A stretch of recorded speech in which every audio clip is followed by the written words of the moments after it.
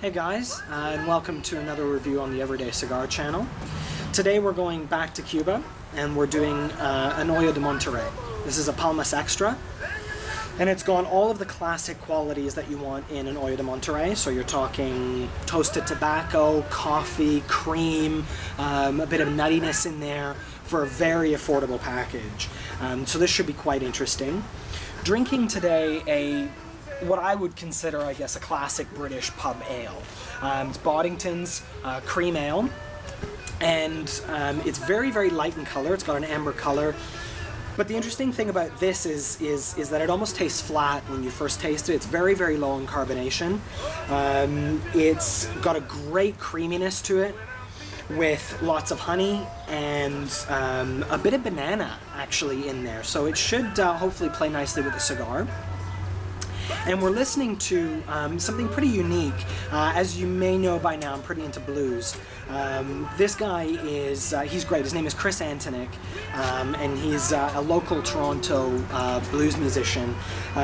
He's been nominated for various awards. The last one was a Maple Blues Award for the Best New Artist of the Year. And yeah, he's got a great style, great energy. I was lucky enough to hear him play live at my local blues bar, and he was amazing. And that's where I picked up this album, so it should go nicely with this afternoon. So as far as I can tell, the construction's pretty good. There are no major gaps running through the length of the cigar. It's rolled quite nicely. There are some major veins going through the length of the wrapper, but that's totally acceptable. There are a few hard spots though around the band, and that's a little bit worrying. We'll see how that plays. The aroma to the nose, lots of coffee in there. I'm getting a bit of nutmeg, actually, a bit of a nutmeggy sort of spice to it. Definitely a really nice woody characteristic to the aroma on this. The draw is quite nice. Not too loose, not too tight. What I would actually say is pretty close to a very good Cuban draw, despite those few soft spots. So we'll see how that turns out. And the draw flavor. Yeah, definitely a lot of that nutmeggy, nutty spice to it. What's interesting is that there's a bit of a salty note too, and I don't know if that could just be a bit of residue that was left on the wrapper, but I'm getting a little bit of saltiness, which is actually the first time I'm getting that in a cigar. And definite toasted tobacco in there.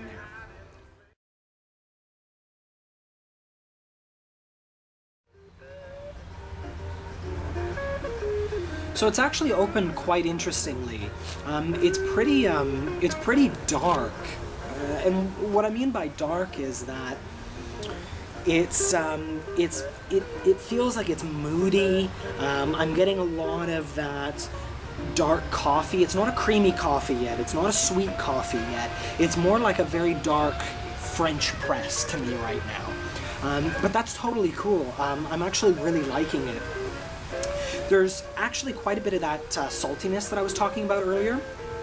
I'm getting a lot in my lips, and it's interesting. I've never had that with another cigar. It'll be interesting to see how that progresses. The opening is also full of a very woody, sort of herbal characteristic. It's a lot like rosemary.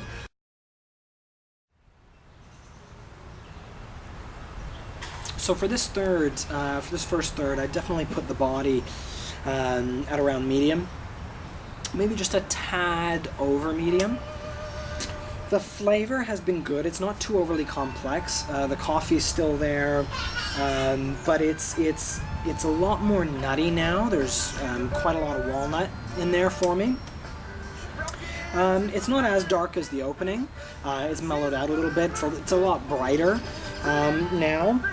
The only thing that I'm going to really complain about this cigar right now is the burn. It's taken this wild turn. I don't know if you guys can see it. I'll have a picture up, but It's taken this wild turn, and I've had to ash it and relight it, and a couple times now. So that's yeah, that's not good for me. It really sucks when you have a cigar that has a lot of potential and it just goes south because of the burn. These are usually pretty good for overall construction and overall burn, but this one is kind of going out of control a little bit. Yeah. But other than that, the flavor for this third is quite nice.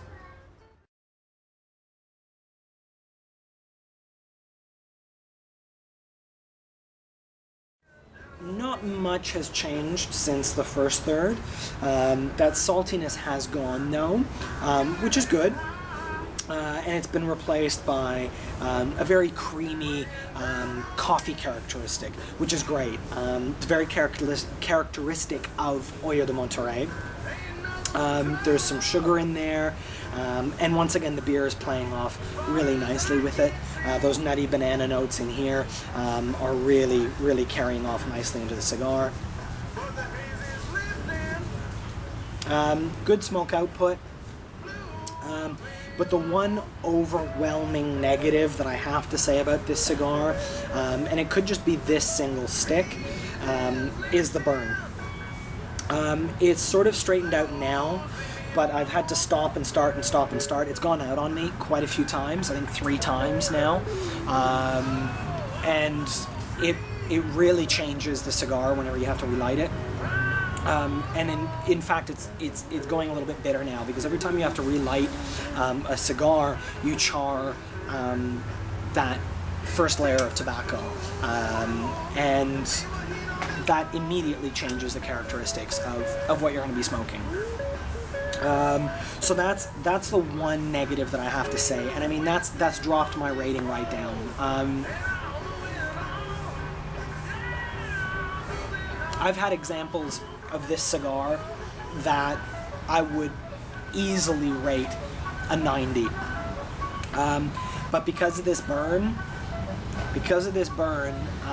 I'm dropping it right down to 84. It's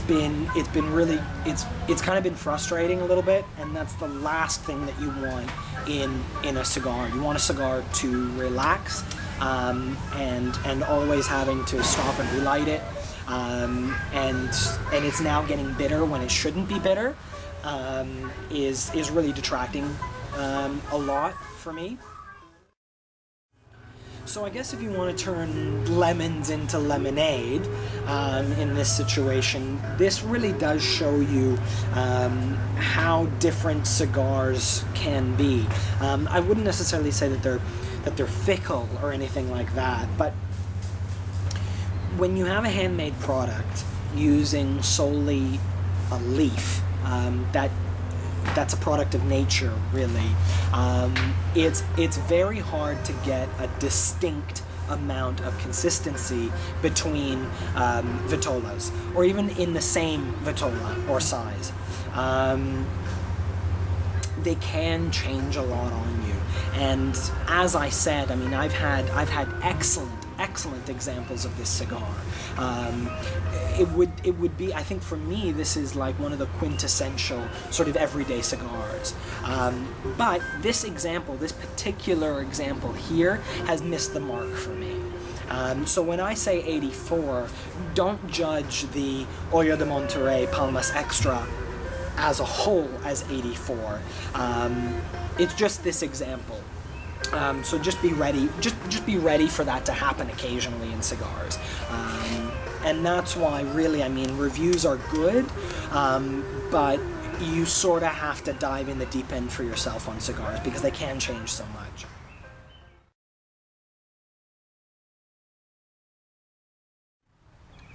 So I'm into the final third now. I've just taken the band off. And there hasn't been a lot of change since the second third. Some of that sweetness is gone though.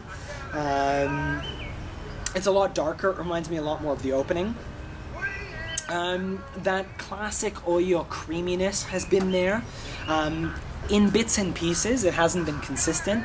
I've sort of gotten little hits of it, along with a good amount of coffee and a good amount of sort of that toastiness. It's almost like a golden toast almost. That's been there quite consistently. For the body, for this final third, I would say that it's, again, around medium. Maybe just a little bit above medium still. It hasn't really changed much through the entire cigar.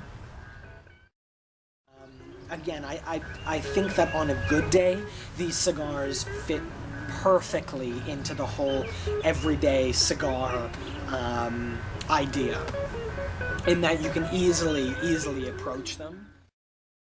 But this today, on this afternoon here right now, I would, again, 83, 84. I think it actually has been outshined by the beer, which is interesting. I've never had that happen either.